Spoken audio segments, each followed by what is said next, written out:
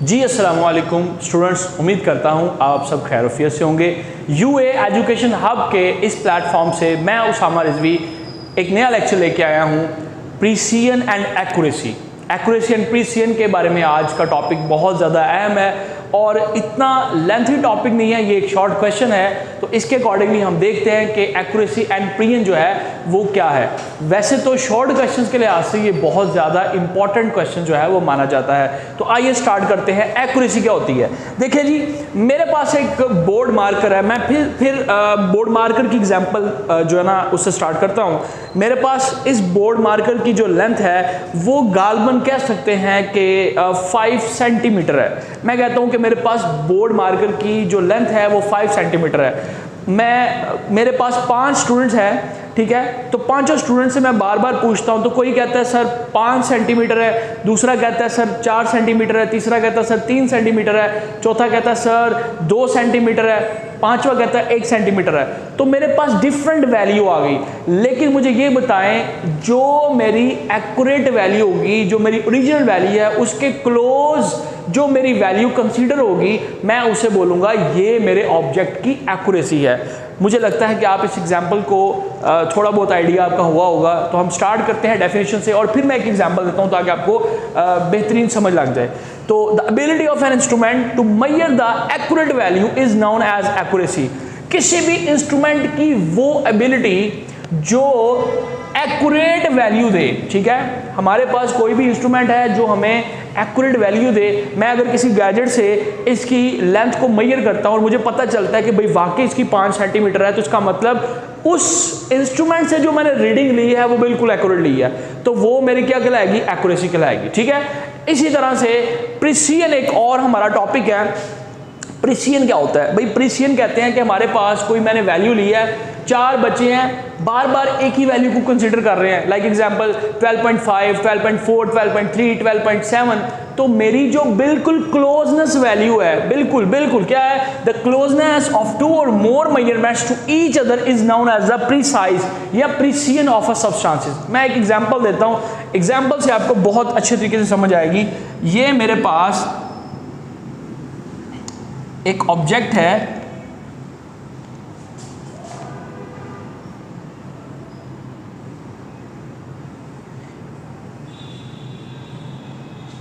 यहां पर 3 मैंने डिफरेंट तरह के एक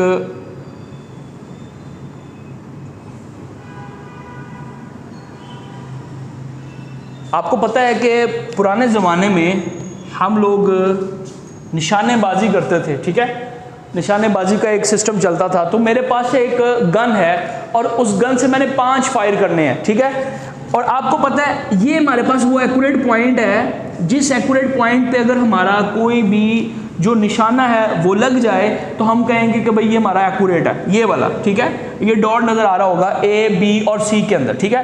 पहला गन से मैं फायर करता हूं तो यहां पे लगता है, दूसरा फायर करता हूं तो यहां पे लगता है, तीसरा करता हूं यहां पे लगता है, चौथा यहां पर और पांचवा यहां पर, ठीक है। डायग्राम बी की बात करें तो मैं क्या करता हूं, पहला, दूसरा, तीसरा, चौथा और पांचवा, ठीक है। और मैं अगर सी की बात करूं तो 1, 2, 3, 4 और 5, ठीक हो गया। अब आपने इस पॉइंट पे बिल्कुल गौर करना है कि मैंने यहां पे तीन अलग मैंने निशाने लगाए हैं, ठीक है। मेरे पास 3 अलग अलग एक सिस्टम है जिसके ऊपर मैंने एक ऑप्शन बनाया हुआ है, ठीक है। हमारे पास 1, 2, 3, 4, 5 मैंने 5 गन से बुलेट से फायर किए इस पॉइंट के ऊपर, तो एक इधर लगा, एक इधर लगा, एक इधर लगा, एक इधर। इसका मतलब यहां पर अगर लगता तो बिल्कुल एक्यूरेट होना था। मैं कह सकता था कि मेरी एक्यूरेसी क्या है, हाई, एक्यूरेसी मेरी क्या है, हाई, ठीक है।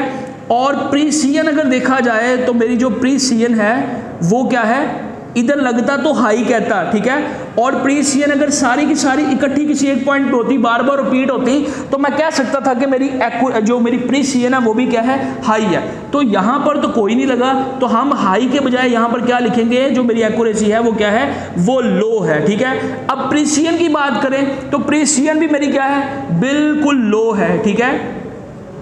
मेरी वैल्यू प्रीसाइज नहीं हुई। बी की बात करें तो बी पर आपको पता है कि सारी की सारी वैल्यूज जो है वो इकट्ठी है, बार बार ऑब्जेक्ट से रीडिंग ले रहे हैं, कोई इंस्ट्रूमेंट मेजरमेंट कर रहा है तो रीडिंग बार बार रिपीट हो रही है, तकरीबन बिल्कुल क्लोज आ रही है। एक वैल्यू दूसरी वैल्यू के क्लोज है, एक वैल्यू दूसरी वैल्यू के बिल्कुल करीब है, तो इस वजह से हम इसको बोल सकते हैं कि भाई ये हमारे पास क्या है, ये प्रीसाइज है। ठीक है, और अगर देखा जाए तो एक्यूरेसी इसके अंदर क्या है, प्रीसाइज तो इसके अंदर लो है और हाई है, प्रीसाइज के अंदर बिल्कुल करीब करीब है, और एक्यूरेसी की बात करो तो एक्यूरेसी इसके अंदर क्या है, बिल्कुल लो है। ठीक है, अब सी डायग्राम की अगर बात की जाए तो सी के अंदर मेरे पास क्या है, प्रीसाइज भी हाई है और एक्यूरेसी भी हाई है। ठीक है, मुझे लगता है इस एग्जांपल से आपको थोड़ी बहुत समझ आई होगी। अब हम डेफिनेशन को दोबारा पढ़ते हैं ताकि आपको समझ लग जाए। The ability of an instrument to measure the accurate value is known as accuracy. अगर हमारे पास कोई भी ऑब्जेक्ट की मेजरमेंट हम लेते हैं और वो ऑब्जेक्ट की जो मेजरमेंट, जो मेजर्ड वैल्यू वो बिल्कुल एक्यूरेट आती है, तो हम कहेंगे भाई ये एक्यूरेसी है, ये बिल्कुल ठीक है, ये हमारा 100% है। ठीक है, उसके अलावा in other word it is the closeness of the measurement value to a standard और ट्रू वैल्यू। ये किसी भी ट्रू वैल्यू और स्टैंडर्ड वैल्यू के बिल्कुल करीब तर होगा, बिल्कुल करीब तर। ठीक है, लेकिन प्रीसिजन का या प्रिसिशन का एक्यूरेसी से कोई ताल्लुक नहीं है। प्रीसिजन क्या है, प्रीसिजन बस एक वैल्यू दूसरी वैल्यू के करीब है, दूसरी वैल्यू तीसरी वैल्यू के करीब है, तीसरी वैल्यू चौथी वैल्यू के करीब है।